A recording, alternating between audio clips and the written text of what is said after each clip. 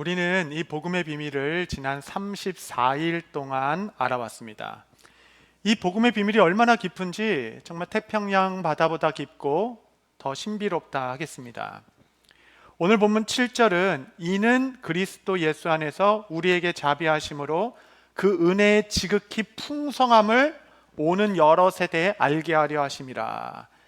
이 은혜의 목적을 말씀해 주신 거예요. 그거는 오는 모든 세대에 이러한 은혜가 있다, 이러한 은혜는 정말 풍성하다라는 것을 알려주고자 하는 것이다 라는 겁니다.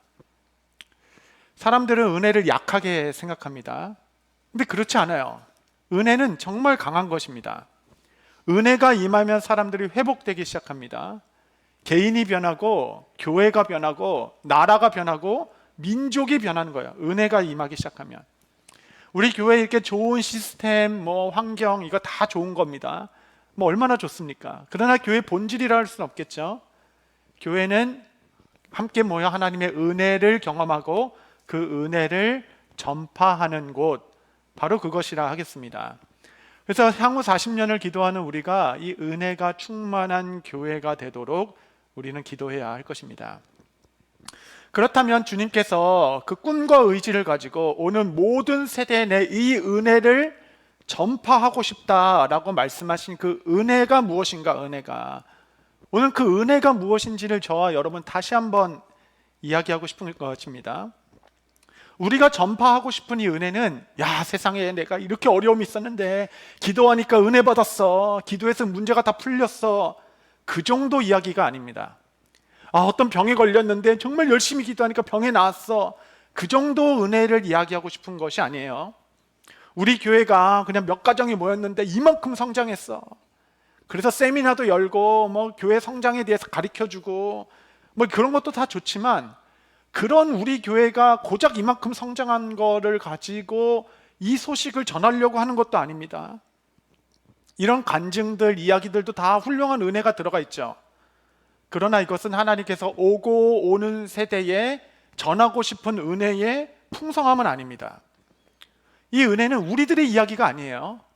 그리스도의 이야기입니다.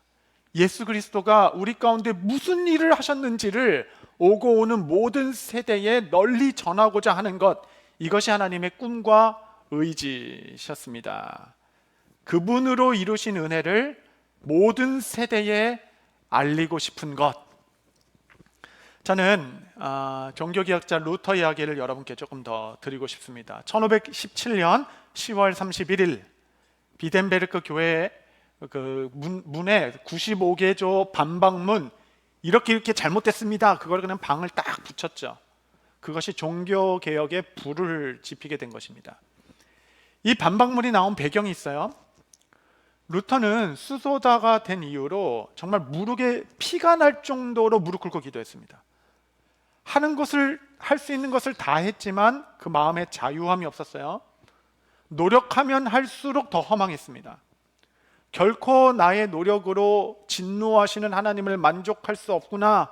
그는 하나님을 생각할 때마다 두려움에 빠졌습니다. 루터의 유고작이 있습니다. 그의 죽기 전에 적었던 것이 1545년 그 책이 있는데, 그 서문에 이렇게 써 있어요. 나는 흠잡을 데 없는 수도승으로 살았지만 하나님 앞에서는 극도의 불안한 양심을 가진 죄인이라고 느꼈다. 하나님이 나의 속죄 행위에 만족하실 것이라고 믿을 수가 없었다. 나는 죄인을 벌하시는 의로우신 하나님을 사랑하지 않았다. 아니, 증오했다. 나는 나의 죄에 대하여 민감하고자 했고, 어느 날은 6시간 동안이나 고해성사를 하며 나의 모든 죄를 하나하나 철저히 회개하려고 노력했지만 여전히 하나님은 나의 죄를 용서하신다는 평안이 내겐 없었다. 어린 시절 이후 줄곧 나는 그리스도의 이름을 언급될 때마다 두려움에 사로잡혔다. 왜냐하면 나는 그분을 엄격하고 분노에 가득 찬 심판자로만 배워왔기 때문이다. 부끄럽게도 교황청의 사람들은 그리스도를 떠나 도망치라고만 가르쳤다. 내가 듣고 배운 가르침은 이러한 내용이었다. 나는 나의 죄에 대한 대가를 지불해야만 하며 그리스도는 마지막 날에 이렇게 질문하실 것이라는 것이다. 너의 상태는 어떠했는가? 너는 십계명을 얼마나 잘 지켰는가. 누군가 그리스도를 이렇게 묘사할 때마다 나는 그분을 향한 무서움을 느끼게 되었다. 왜냐하면 나는 그분의 심판을 피할 수 없을 것이라 생각했기 때문이다. 이것이 당시 들었던 구원의 모습이었습니다. 루터는 당시에 어거스틴 수도원으로 들어갑니다. 그 어거스틴 수도원은 정말 아주 극한 고행을 요구하는 곳이었어요. 아주 극소량의 음식만 먹었습니다. 엄청난 고행을 몸으로 감동해야 했으며 평생 가난하게 살겠다는 서약을 해야만 들어갈 수 있는 곳이었습니다. 그곳의 세 가지의 가치는 청결, 가난, 복종. 이 짐을 달게 지고 서약하시겠습니까? 네, 서약합니다 하는 사람만 그 수약원에 들어갈 수 있게 되었습니다. 루터는 어거스틴 수도원에서 자기 안에 일어나는 정욕과 탄심에 끊임없이 싸웠어요. 하루는 채찍질을 스스로 30번이나 했다라고 기록하고 있습니다. 사흘간 물도 마시지 않고 금식했다라고 합니다. 고행과 이 자기 절제로 정욕을 다스려 보고자 했어요. 하루는 이러한 수련 중에 실수로 동료의 발을 밟은 것을 자책하고 자기 부주의함에 괴로워하며 발등을 피투성이가 되도록 채찍으로 때린 적도 있다라고 합니다. 그는 죄에 대해서는 털끝만큼도 허용하지 않으려고 가진 노력을 다했던 자였어요. 여러분, 이 문구 하나를 보여드리는데 이것이 중세 교회의 구원론이라고 할 수 있습니다. 보여주시면 이게 라틴어인데 해석하면 당신 안에 있는 것을 열심히 하십시오. 그러면 하나님께서 은혜를 베푸실 것입니다. 그러니까 열심히 당신 안에 있는 그 정결하고 확전 마음을 힘을 다해서 해보십시오. 그러면 은혜를 베푸실 것이다. 이것이 지금도 가톨릭 교회의 구원론의 핵심입니다. 가톨릭은 은혜도 믿지만 은혜 플러스 공로도 믿는 겁니다. 공로에 기반한 은혜를 말하고 있는 것이 가톨릭의 구원론이에요. 최선을 다하라. 그리하면 은혜를 베풀 것이다 라는 거죠. 하나님이 정말 오고 오는 모든 세대에 알리고 싶은 은혜의 풍성함이 이거란 말입니까? 정말 이 은혜를 말씀하시는 거예요. 아이러니하게도 이 중세의 구원론은 중세 교회의 타락의 기초가 됩니다. 여러분, 공로주의라는 것은 무서운 겁니다. 무서운 것. 도대체 어느 정도 최선을 다하면 우리가 하나님이 만족하실 수 있을까요? 어느 정도 죄와 싸워서 나를 다스리면 하나님께 의롭다 함을 받을 수 있다 말입니까? 이러한 벗어날 수 없는 굴레와 같은 고역 가운데 있을 때 루터는 좋은 스승 한 명을 만나게 됩니다. 그 당시 수도원에서 가장 존경받던 스타우피츠라는 수도사 스승을 만나게 돼요. 그때 스타우피츠가 너무 고행 가운데 있는 루터에게 찾아가 형제님, 그러지 마시고 가만히 로마서를 좀 읽어보십시오. 이제부터 어떤 잘못을 저질렀을 때 당신을 위한 회초리를 들지 말고 피 흘리신 예수님을 바라보십시오. 예수님은 당신을 이미 용서하셨습니다 라는 조언을 하게 되죠. 비로소 그때부터 루터는 성경책을 읽기 시작했습니다. 1508년부터 1518년까지 시편, 로마서, 갈라디아서, 히브리서 이 말씀을 읽고 주석책을 나름 기록하기 시작하면서 말씀 안에서 해답을 찾아가기 시작했어요. 그는 이렇게 적어놓고 있습니다. 그러던 중 하나님의 자비로 이 구절을 밤낮으로 묵상하였다. 복음에는 하나님의 의가 나타나서 믿음으로 믿음에 이르게 하나니 기록된 바 오직 의인은 믿음으로 말미암아 살리라 함과 같으니라. 거기서 나는 하나님의 의란 하나님의 선물, 즉 믿음으로 말미암아 살 수 있는 의로움이라는 것을 깨닫기 시작하였다. 그 전까지 그토록 증오했던 하나님의 의라는 단어는 이제는 무엇보다 달콤한 것으로 사랑하며 찬양하게 되었다.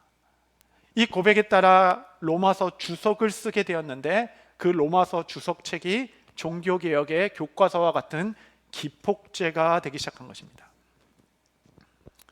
그래서 하나님의 의란 내가 이루어야 될 목적이 아니라 하나님께서 주신 선물이구나, 거저 주신 것이구나 라는 걸 깨닫기 시작했어요.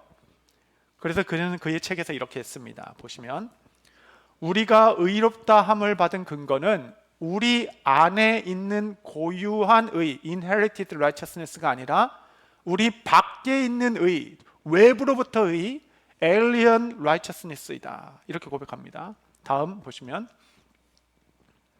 칭의는 하나님께서 그리스도의 의를 우리의 의로움으로 여겨주셔서 의롭다 선언해 주시는 것이며 이는 오직 믿음을 통해서만 이루어진다. Justification by faith alone. 이 유명한 스테이트먼트가 그의 책에서 기록되게 됩니다. 로마 카톨릭의 구원론에 의하면 한 개인이 얼마나 거룩한 삶을 사는가, 이를 근거로 의롭다 하심을 판정받게 됩니다. 그래서 그들에게 의로움이란 미래적 사건이에요. 지금 잘 하면 의롭다 하심을 받을 수도 있고 없을 수도 있다라고 얘기하는 겁니다. 그러나 성경적인 구원은 철저히 현재의 사건입니다. 이미 과거에 그리스도께서 이루어진 의를 지금 그 옷을 입고 살아가는 것이다 라는 것입니다. 그래서 이렇게 쓰죠. 그 다음 보시면 한번 다 같이 한번 읽어보죠. 시작. 성도는 이 땅에서 공로로 살아가는 것이 아니라 은혜로 살아가는 사람들입니다. 멋지죠? 가슴이 뛰지 않아요? 여러분, 종교개혁이 안 일어날 수가 없습니다. 공로로 사는 것이 아니구나, 은혜로 사는 거구나. 루터는 1520년에 그리스도인의 자유라는 책을 씁니다. 그 책에는 이렇게 썼어요.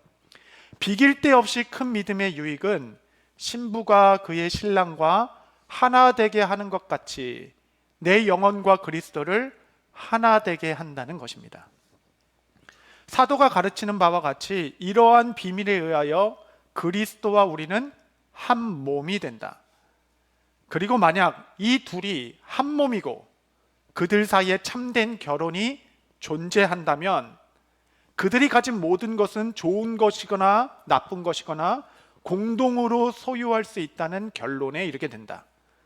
따라서 믿는 영혼은 그리스도께 가진 것은 무엇이나 자기 것인 양 기뻐할 수 있으며 그리스도께서는 신부된 죄인들이 갖고 있는 모든 것을 자기 것으로 주장할 수 있게 되신다. 그리스도는 은혜와 생명과 구원으로 충만하신 분이시다. 그러면 우리의 죄와 죽음과 저주로 우리는 가득 차 있다. 이제 이 믿음을 둘 사이에 개입시켜 보자. 그러면 죄와 죽음과 저주는 그리스도의 것이 될 것이고 은혜와 생명과 구원은 우리의 것이 될 것이다.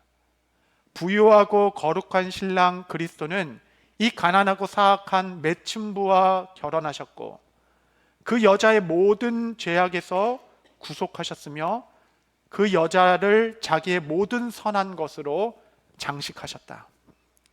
그녀의 죄들은 이제 그 여자를 멸망시킬 수 없다. 왜냐하면 그 죄들은 그리스도께 옮겨졌고 그리스도에 의하여 삼켜졌기 때문이다. 그리고 그 여자는 그의 남편인 그리스도 안에 있는 의를 가지게 된다. 그 의를 자기의 것인 양 자랑할 수 있게 된다. 그리스도인의 자유. 주님의 거룩하심이 완전히 우리를 덮었다. 하나님은 우리를 덮고 계신 그리스도의 거룩한 옷을 보신다. 심판의 두려움이 아니라 구원의 즐거움으로 미래에 주어질 복이 아니라 현재 그리고 지금 이루어진 약속으로 우리는 충만함 가운데 살 수 있게 되었다. 멋지죠? 기가 막히죠? 주님께서 오는 모든 세대에 전하고자 하는 그 은혜란 무엇일까요? 그 은혜. 여러분, 루터 당시에 그가 아주 결정적으로 그의 좌절과 허망을 느끼게 된 사건이 있었는데 로마 바티칸 그 성당에 갈 때마다 그 교회는 성스러운 계단이라는 것이 있었습니다. 28개 대리석으로 된 계단이 있었는데 거기는 서서 올라가면 안 되는 계단이었어요. 기도하면서 무릎으로 기어서 올라가야 하는 계단이었습니다. 그러니까 무릎으로 기어서 교회로 올라가는 거예요. 교회로 올라가는 길이 그렇게 고된 거였습니다. 근데 중간중간에 이렇게 예수님의 피가 떨어졌다, 뭐 기도하셨다 이런 전통이 있는 곳에는 그곳을 멈춰서 기도하고 올라가고 했어야 됐습니다. 대리석의 계단은 딱딱하고 차가웠죠. 맨무드로 올라갈 때는 피부가 까지기도 하고 피가 날 정도로 고통스러운 시간이었습니다. 그런데 고통스러울수록 내 죄가 더 사함을 받는다라고 생각했기 때문에 그 무릎의 고통 정도는 참고 견디며 계단을 올라가기 시작했습니다. 루터처럼 진지한 수도승 같은 경우였으면 그걸 단순히 그냥 빨리 지나가자라는 형식으로 여기지 않았습니다. 참된 고행으로 여기 때문에 계단으로 올라갈 때마다 주여 이 고통으로 내 죄가 사하여지겠습니까? 라고 절규에 가까운 기도를 드리며 더 고통스럽게 그 계단을 올라가기 시작했습니다. 그 올라가면 올라갈수록 열심히 하면 할수록 이상하게 내 영혼의 자유함을 느낀 것이 아니라 이렇게 했는데도 안 되네, 이렇게 했는데도 또 음욕이 품어지네, 이렇게 했는데도 시기가 없어지질 아니하네, 이상하게 열심히 하면 할수록 공허해졌고 힘을 다하여 노력하면 할수록 좌절에 빠지게 되는 아이러니예요. 열심히 하면 할수록 상처예요. 노력하면 할수록 좌절에 빠지게 되는 것입니다. 여러분, 이게 노력의 문제입니까? 아니면 신학의 문제인가요? 교황처럼 더 나아가서 이 계단에 오르면 연옥에 있는, 연옥이란 죽은 다음에 바로 천국 지옥 가는 게 아니라 중간 지역에 잠깐 대기하고 있다라는 거예요. 이 계단에 무릎으로 오르면 연옥에 있는 가족들의 형벌이 용서를 받고 천국에 가게 될 것이다 라는 신학적 가르침을 가르치기 시작했어요. 그러니 여러분, 우리 부모님을 먼저 하늘로 보내신 분들의 그 마음에 빚진 마음이 있죠. 그 부모님이 지금 연옥에 있다고 하는데 그 죄가 다 용서받지 못할 수도 있다고 하는데 그 무릎으로 계단 올라가는 거, 그걸 마다할 사람이 어디 있겠어요? 중보의 심령으로 고행의 고행을 쌓아가며 그렇게 백성들이 교회에 나오기 시작했던 것입니다. 더 나아가서 이제는 그 고통까지도 면할 방법이 있다. 무릎으로 고통하지 말고 돈으로 내라. 돈으로, 면죄부로 돈으로 내면 연옥에 있는 그 조상들이, 선조들이 천국에 갈 것이다. 이제 그 고통받는 것도 면제해 줄게. 이렇게 교회는, 하나님은 여러분에게 자비로우십니다. 이렇게 가르쳤습니다. 그래서 면죄부에 돈을 넣는 그 쨍그랑 소리가 천국으로 들어가는 입성의 소리다, 이렇게 가르치기 시작해서 실제로 그렇게 설교했습니다. 하나님은 여러분의 고통까지 제하여 줄 만큼 이렇게 자비롭습니다. 여러분, 이것이 정말 오고 오는 세대에 주께서 가르치고자 하는 은혜의 내용입니까? 결코 그렇지 아니하시죠. 하나님은 성경에 상상하지 못한 은혜가 있다, 놀라운 은혜가 있다, 허물과 죄로 죽었던 너희를 하나님 보좌 우편에 앉히는 설명할 수 없는 긍휼과 은혜의 사건이 있다 라고 말씀하고 계신 것이에요. 그 은혜란 무엇인가, 이것을 알리고 싶은 겁니다. 이것을. 에베소서 2장 8절 한번 다 같이 한번 읽겠습니다. 시작. 너희는 그 은혜에 의하여 믿음으로 말미암아 구원을 받았으니 이것은 너희에게서 난 것이 아니요 하나님의 선물이라. 우리 한 번 더 읽겠습니다. 시작. 너희는 그 은혜에 의하여 믿음으로 말미암아 구원을 받았으니 이것은 너희에게서 난 것이 아니요 하나님의 선물이라. 아멘. 오고 오는 모든 세대에 알리고 싶어 하는 그 은혜가 있다. 이 의로움은 너희에게서 난 것이 아니야, 하나님의 선물이다. 너는 구원을 위하여 무릎으로 성전에 이르거나 고행으로 스스로 괴롭게 하지 마라. 그 우리를 대신하여 채찍에 맞으시고 그의 살을 내어주신 그리스도를 바라보라. 그가 너를 대신하여 순환의 길을 오르셨고 그의 피를 흘리셨으며 누구든지 주를 바라보는 자는 선물로 구원의 옷을 내게 입혀주겠다. 여러분, 이것이 만세 전부터 성부께서 계획하신 장엄하고 웅장하신 그의 크신 경륜이었고, 예수 그리스도께서 그 피로 이루신 구원이며 성령께서 우리 가운데 인치시며 보증해 주신 구원의 선물이라 하겠습니다. 주님께서 우리에게 주시고 싶으신 것은 평안이고 안식이라. 누림이고 찬송이라. 너희는 이 은혜가 지극히 풍성함을 모든 세대에 전하게 교회를 세웠다라고 말씀하십니다. 여러분, 교회란 고작 이렇게 저렇게 했더니 교회가 이렇게 성장했습니다 라고 막 목회자들 불러놓고 프로그램 세미나 하는 정도가 아닙니다. 그것은 좋은 거죠. 그러나 온 세대를 거쳐서 알릴 만한 노래가 될 수 없어요. 너무 작기 때문에. 우리가 간증하고 우리가 노래하고 우리가 전하는 이 은혜는 기도했더니 그냥 사업의 위기를 벗어나서 이렇게 번창했습니다 정도의 은혜를 말하고 싶은 것이 아닙니다. 우리가 전하고 싶은 것은 그리스도인 것이에요. 받을 조건이 없는 우리에게 하나님의 은혜가 우리를 살렸다, 우리의 무조건적인 은혜로 우리가 살 길이 열렸다라고 얘기하는 그 하늘의 은혜를 모든 세대에 전하고 싶어 하는 것입니다. 너는 이 은혜를 온 세대에 전파하라.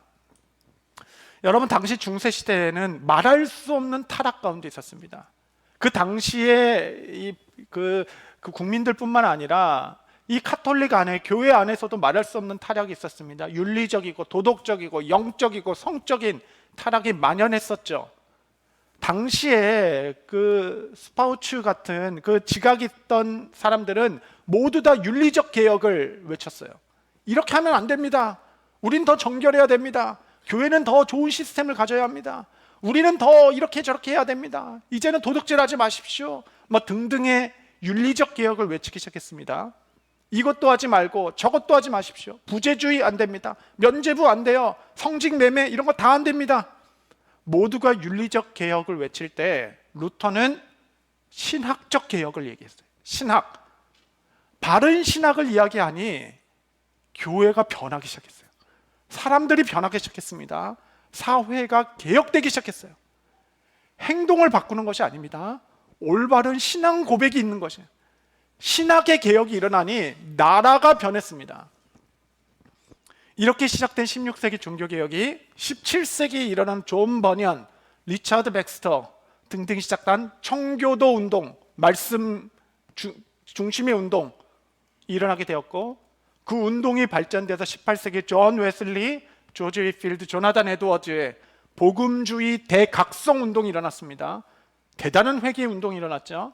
그 회개 운동을 시작해서 19세기에 윌리엄 캐리가 근대 선교의 아버지, 그래서 근대 선교사들이 나가기 시작했고, 그 유산을 이어받은 허드슨 테일러가 내지 선교를 시작했습니다. 윌리엄 케일은 해안 선교 시대였어요. 해안 선교가 뭐냐면 배 타고 가가지고 해안선에 있는 사람들 조금 만나가지고 복음 전하고 또 배 타고 떠나고 이런 시대였어요. 허드슨 테일러가 나는 내지로 들어가겠다. 그래서 중국 내지 선교, 그 산속으로 들어가 버립니다. 마을 안으로 들어가서 살기 시작했어요. 잠시 거처하고 떠나는 사람이 아니라 그들과 함께 살기로 결정하고, 허드슨 테일러는 중국인처럼 머리를 밀었습니다. 그 황비용 같은 머리하고 중국 옷을 입기 시작했어요. 내지 선교는 인카네이션, 성육신 선교가 시작된 대단한 사건이죠. 그들의 삶에 깊게 들어가야 한다. 그래서 19세기 내지 선교, 이 인카네이션 복음을 얘기해서 복음이 폭발이 일어나고, 그 폭발의 끝자락에 조선 땅에 3,000명이 넘는 선교사가 쏟아져 들어오기 시작하였고, 남장로교, 북장로교, 감리교, 침례교 등등의 이 선교사들이 학교를 지으고 병원을 짓고 교회를 세워서 계몽하기 시작하고 교육하기 시작했고, 복음을 전하기 시작하여서 지금 여러분의 유산이, 여러분 이 500년 동안 진행된 우리가 증거 아니겠습니까? 아이러니하죠. 여러분이 종교개혁 전에는 선교를 하지 않았어요. 신기하죠? 선교하지 않았습니다. 공로주의가 그렇게 무서운 거예요. 그러나 그 은혜를 깨닫기 시작하니까 우리가 주님을 더 알자, 청교도 운동, 삶을 거룩하게 하자, 이걸로 안 된다, 우리가 회개하자, 회개 운동이 시작했고, 이걸로 안 된다, 이 은혜를 딱 끝까지 전해야 한다. 그래서 선교사들이 막 일어나기 시작하여서 온 열방에 퍼지게 되었습니다. 여러분, 신학이 이렇게 중요한 것입니다. 내가 무엇을 믿고 있는지를 명확하게 하는 것. 바른 복음 위에 서니 삶이 변하기 시작하고 사회가 변하기 시작하고 복음이 열방에 퍼지게 됩니다. 공로 할 때는 그 누구도 복음 들고 나가지 않았는데 은혜 하다 보니까 자기 전 삶을 들어 나는 내지로 들어가겠다, 나는 중국인으로 살겠다, 이 내지 선교의 시작 때문에 수많은 선교사가 온 지 한 달 만에 죽기 시작했어요. 그 역사는 다 말할 수가 없습니다. 선교사로 파송 와서 한 달 안에 죽어가는 사람들이 수천 명이 이르렀습니다. 그래도 이 은혜가 얼마나 강한지 멈출 수가 없었습니다. 복음 들고 계속 들어가기 시작했죠. 어머니가 아이들을 다 잃기 시작했는데도 그의 어머니는 끝까지 선교로 삶을 헌신하기 시작했습니다. 우리는 지난 40년 동안 이 신학을 다니는 시간을 가진 겁니다. 도대체 어느 기반 위에 교회를 세워야 하는가?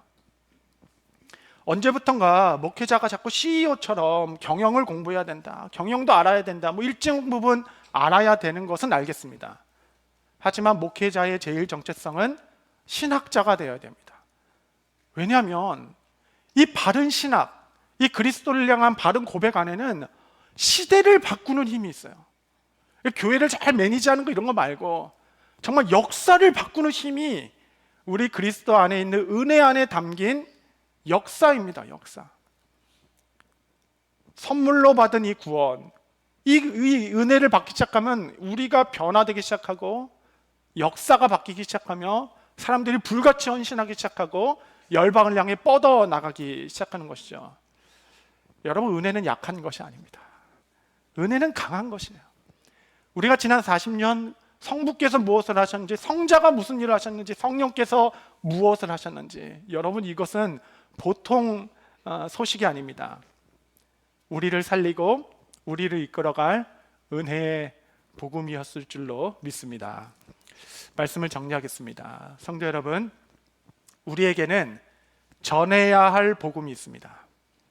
선물로 주신 그 은혜의 풍성함일 것입니다.